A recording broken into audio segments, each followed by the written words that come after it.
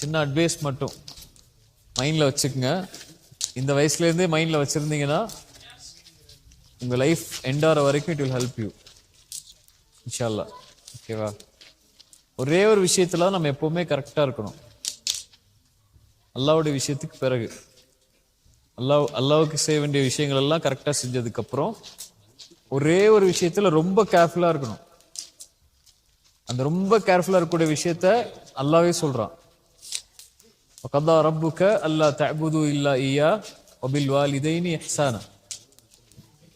அல்லாஹ்வுடைய ஃபர்ஸ்ட் அல்லாஹ் ரப்புல் ஆலமீன் நமக்கு சொல்ற ஆப்ளிகேஷனே என்ன வணங்குங்க, என்ன ஒர்ஷிப் பண்ணுங்க, என்னை தவிர யாரையும் நீங்க ஒர்ஷிப் பண்ணாதீங்க.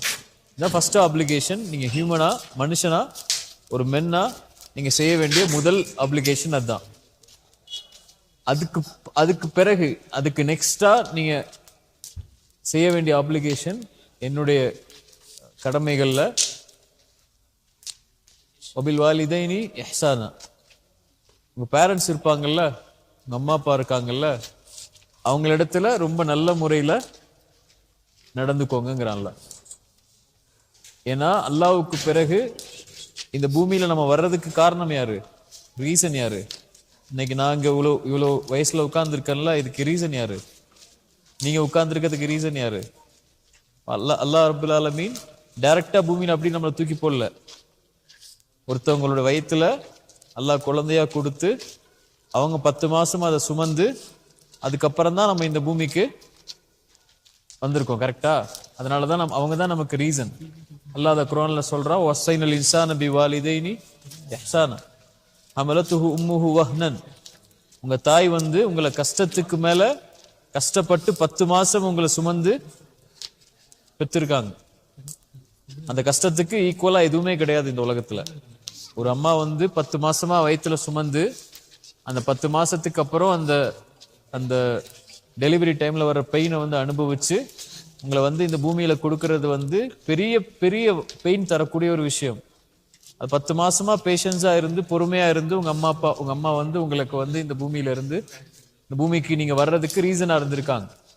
அதனால அல்லாஹ் தான் அதுக்கு ரீசன், மெயின் ரீசன் அதுதான். அல்லாஹ் தான் அதுக்குரிய காரணம். அனிஷ்குருலி, அதனால எனக்கு நீங்க நன்றி சொல்லுங்க அல்லாஹ் சொல்றான். அது காரணம் நான் தான் அந்த தாயுடைய வயிற்றுல குழந்தைய கொடுத்தேன். அதுக்கப்புறம் அவங்க வெளியே வர்ற வரைக்கும் நான் தான் பாதுகாத்தேன், நான் தான் சாப்பாடு கொடுத்தேன், எல்லாமே சரி. அனிஷ்குருலி, அதனால எனக்கு நன்றி செலுத்துங்க.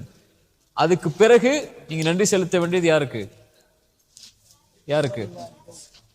யாருக்கு? பேரண்ட்ஸ்க்கு போயிட்டு தேங்க்ஸ் அப்பா, தேங்க்ஸ் அம்மான்னு சொன்னா மட்டும் பத்தாது. அல்லாஹ் அதை எப்படின்னு சொல்லி கொடுக்குறான். கதா ரப்புக அல்லா தஅபுது இல்லா இய்யா வபில் வாலிதைனி இஹ்சானா இம்மா யபுலுகன்ன இந்தகல் கிபர் அஹதுஹுமா வ கிலாஹுமா. அவங்க எல்லாம் வயசாவாங்க. நீங்க வளர வளர வளர வளர உங்க அப்பா அம்மாவுக்கு வயசாகிக்கிட்டே இருக்கும். கரெக்டா?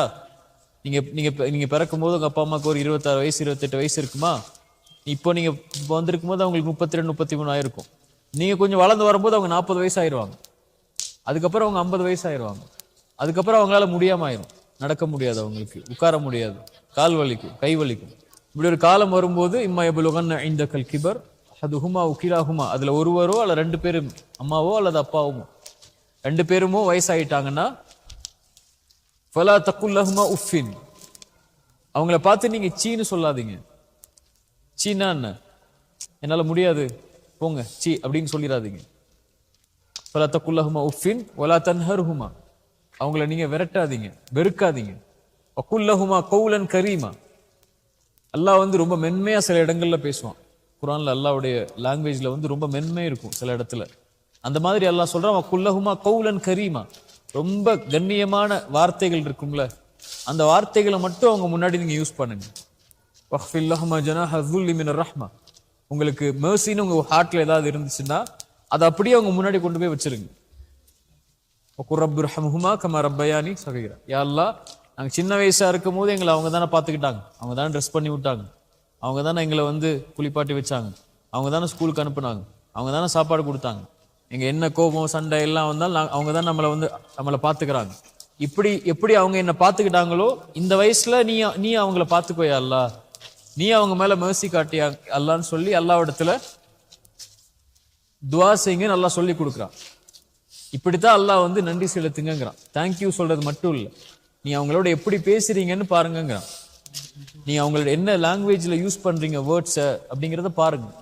ரொம்ப கண்ணியமா யூஸ் பண்ணுங்க, ரொம்ப கண்ணியமா பேசுங்க, ரொம்ப கண்ணியமா நடந்துக்குங்க.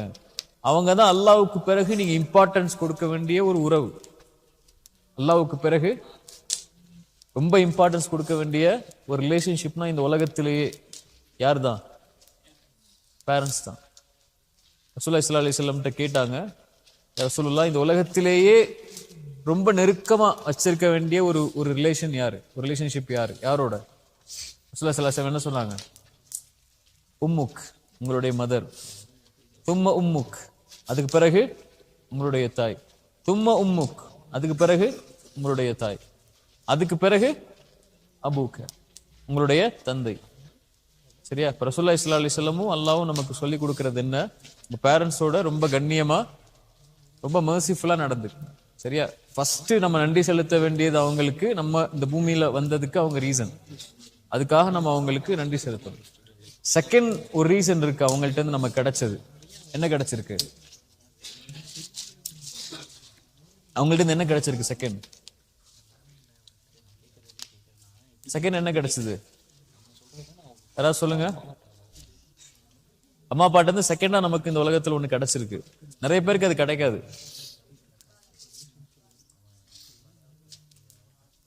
என்ன கிடைச்சது?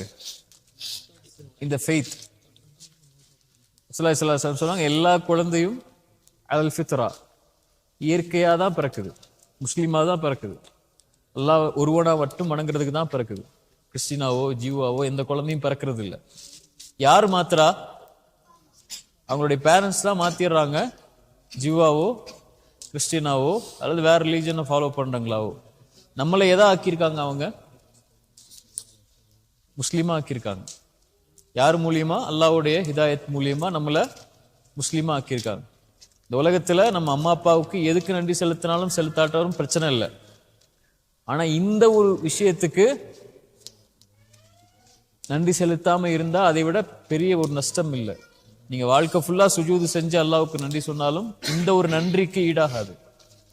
அம்மா அப்பா நமக்கு வந்து வெல்த் கொடுக்காம இருக்கலாம், அல்லது பெரிய வீடுல நம்ம தங்க வைக்காம இருக்கலாம், அல்லது பெரிய பெரிய பெரிய பெரிய கார்ல நம்மளை கூட்டு போகாம இருக்கலாம். ஆனா நமக்கு அம்மா அப்பா கொடுத்ததுல பெரிய பெரிய வெல்த் என்ன? இந்த ஃபெய்த், இந்த லா இலாஹ இல்லல்லாஹ்ங்கற கலிமால நம்ம இருக்கிறதுக்கு அல்லாஹ் வாய்ப்பு கொடுத்ததுக்கு அவங்களும் ஒரு ரீசன். சரியா? அதுக்காகவும் அவங்களுக்கு நம்ம நன்றி சொல்லணும். எதுக்கெல்லாம் நன்றி சொல்லணும்? ஃபர்ஸ்ட் விஷயம் என்ன?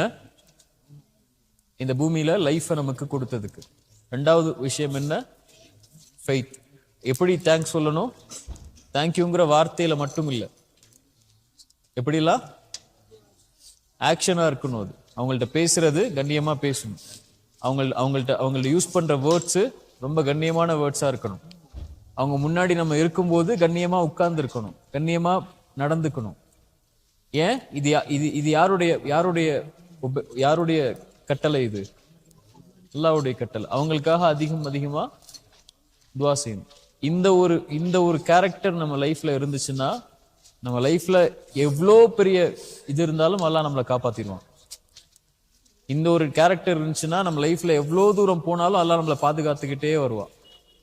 சரியா? இந்த ஒரு கேரக்டர் இல்லைன்னா, இந்த ஒரு வொர்ஷிப் இல்லைன்னா அல்லாஹ்வுக்கு செய்ய வேண்டியதுக்கு அப்புறம் அல்லாஹ் நம்மளை பாதுகாக்கவே மாட்டான் எந்த இடத்துலையும்.